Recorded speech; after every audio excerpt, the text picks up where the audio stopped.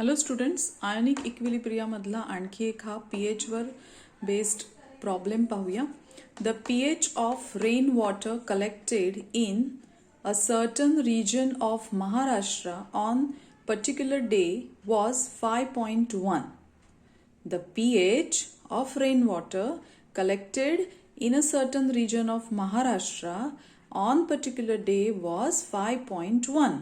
So calculate the H plus ion concentration of the rainwater and its percent dissociation. So what they have asked us to calculate is H plus ion concentration of rainwater and the percentage dissociation of this H plus ion concentration of the rainwater.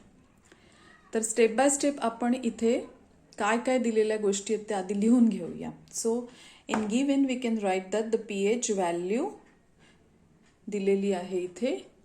इथे स्टेटमेंटमध्ये थोडं लक्ष द्यायला हवं आपण. जर सुरुवातीलाच कोणी प्रॅक्टिस करत असेल त्यांनी ही गोष्ट लक्षात घ्यायला हवी की वाक्यामध्ये the pH of rain water was 5.1 हे एवढं आपल्याला महत्वाचं आहे. त्याच्या आतमध्ये ह्या घातलेल्या गोष्टी मुळे कन्फ्युजन होता कामा नये. Collected in a certain region of Maharashtra on a particular day, खरं तर त्याचा आपल्या या समशी तसा काही संबंध नाही आहे, पण प्रॉब्लेमला इंटरेस्टिंग बनवण्यासाठी आणखी ह्यामध्ये काही गोष्टी घातल्या. So the main thing what we need to focus on is the pH of rain water was 5.1, right. So the pH of rain water is 5.1 इथे आपण लिहिलंय. आणि मग म्हटलं इथे calculate H plus ion concentration of rainwater, and therefore they have asked us to calculate the concentration of H plus ion. Okay, so if pH, the value of pH is provided, and if we have to calculate the concentration of H plus ion, then we should use the formula, that is pH is equals to negative log to the base 10 concentration of H plus. That you know it very well, just simply by heart it very well. Now पुढे जाऊया आपण. इथे बघा, इथे हा जो formula आहे त्याच्यामध्ये मी pHच्या ठिकाणी ही 5.1 ची व्हॅल्यू लिहिते आणि बाकीचं आपण हे इथे सेमच लिहत आहोत. सो पुढच्या नेक्स्ट स्टेपमध्ये I have wrote here 5.1 equals to negative log to the base 10 H plus concentration of H plus ion. जो pH आहे ती व्हॅल्यू पॉझिटिव्ह आहे, पण इथे हे साईन निगेटिव्ह आहे. हे निगेटिव्ह साईन आपण इथे शिफ्ट करूया म्हणूया, किंवा दोन्ही बाजूला जर निगेटिव्हने मल्टिप्लाय केलं तर ही बाजू पॉझिटिव्ह होईल आणि ही बाजू निगेटिव्ह होईल. So now we are getting -5.1 equals to log to the base 10 concentration of H plus. Now again we need to remove this log and therefore we are taking antilog of both the sides.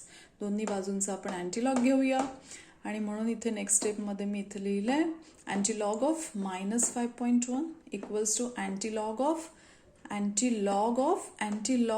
this whole value. So I'm writing here antilog of log to the base 10 concentration of H plus.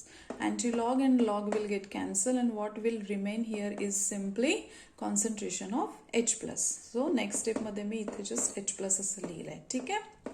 आता इथे थोडंसं आपण लक्ष देऊया की इथे म्हटलं अँटीलॉग of -5.1. So आतापर्यंत जेव्हा जेव्हा तुम्ही अँटीलॉग काढलाय, कॅल्क्युलेट केलाय, त्यावेळी तुम्ही लक्षात घेतलं असेल की अँटीलॉग काढताना आपण कुठल्या व्हॅल्यूचा अँटीलॉग घेतो, तर पॉइंट नंतरची जी संख्या असते त्याचा आपण अँटीलॉग घेतो. आणि जी ही पहिली सुरुवातीची जी संख्या असते ती एकतर पॉझिटिव्ह असते किंवा ती बारमध्ये असते. इथे जी व्हॅल्यू दिलेली आहे ती मायनसमध्ये आहे आणि म्हणून ही व्हॅल्यू आपण आधी निगेटिव्हमध्ये कन्वर्ट करूया. तिला निगेटिव्हमध्ये कन्वर्ट करण्यासाठी हे सोपं कॅल्क्युलेशन आहे, छोटंसं कॅल्क्युलेशन ते आपण समजून घेऊया. तर आपली इथे व्हॅल्यू आहे -5.1. तिला आपण इथे बघा, मी इथे रफमध्ये बाजूला कॅल्क्युलेट केलं आहे. -5.1 ला आपण थोडं सेपरेट करूया. सेपरेट करून त्याला लिहूया आपण -5 -0.1. हा इथे 5 आहे आणि आणखी कोण आहे इथे 0.1 आहे. सो त्या मी इथे व्हॅल्यूज लिहिल्या. त्याच्यानंतर या व्हॅल्यूजमध्ये आपण 1 मायनस करूया आणि 1 प्लस करूया. So I have written here -1 + 1. So actually आपण काहीच इथे ॲडही करत नाही आहोत आणि सबट्रॅक्टही करत नाही आहोत. So simply we wrote here -1 + 1.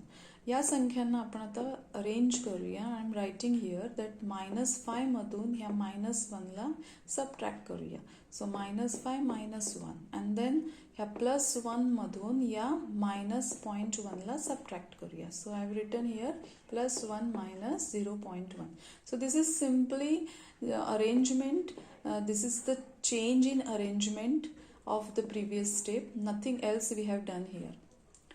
Then इथे -5 -1 will become their bar 6 and here 1 - 0.1.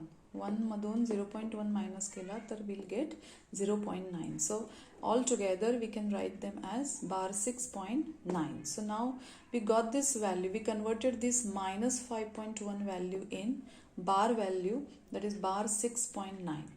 Now we can take the antilog of this value. So now coming back to our step, here we directly wrote here antilog of bar 6.9 is what? H plus ion concentration. आता ह्याचा simply आपण काय करणार आहोत तर 0.9चा म्हणजेच 0.90चा आपण अँटीलॉग पाहूया आणि तो आला 7943. किती आला? 7943. मला फायनली कसं लिहायचं तर हा जो इथे बार 6 आहे त्याला आपण एक्सपोनेन्शियलमध्ये घेऊया आणि तसं करताना आपल्याला इथे ही जी संख्या आली त्याच्यातल्या पहिल्या डिजिट नंतर आपण त्याला पॉईंट देऊया. So the final answer become 7.943 into 10 to the power -6. Now this is the concentration of H plus ion, and since it is concentration the unit is molar or it can be mole per dm cubes. The one thing which we should not forget is to mention the unit, otherwise you will lose half mark for that. So be careful about the unit.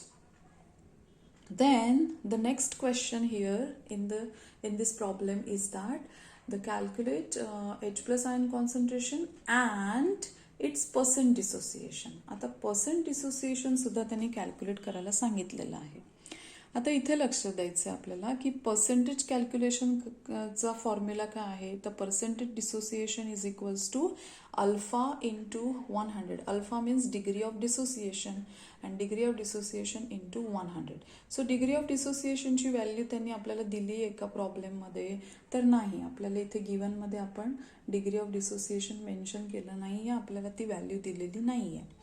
So degree of dissociation काढण्यासाठी मग formula काय आहे तर degree of dissociation आणि concentration of cation किंवा concentration of anion यांचं relationship आपण हे असं दाखवतो ह्या फॉर्म्युल्याने की concentration of cation or concentration of anion is equals to alpha into C, where alpha is degree of dissociation and C is the concentration. आता इथे आपण H प्लस हा आपला कॅटायन आहे आणि H प्लसचं कॉन्सन्ट्रेशन आपल्याला माहिती आहे. सो इथे कॅटायनचं कॉन्सन्ट्रेशन आपण लिहून आपण अल्फाची व्हॅल्यू काढू शकलो असतो, परंतु इथे त्यांनी सीची व्हॅल्यू दिलेली नाही आहे. त्यांनी इथे कॉन्सन्ट्रेशनची व्हॅल्यू दिलेली नाही आहे. So we can consider that there is some mistake in this problem. They were suppose to give us the value of concentration also. तर इथे त्यांनी कॉन्सन्ट्रेशनची व्हॅल्यू दिली नसल्यामुळे आपण ही पर्सेंटेज डिसोसिएशनची व्हॅल्यू काढू शकणार नाहीत. सो हा प्रॉब्लेम आपण इथपर्यंत सॉल्व करूया. The concentration of H plus ion आणि हे एवढं आन्सर आहे. That's it. So this is the solution. I hope you have understood. Thank you.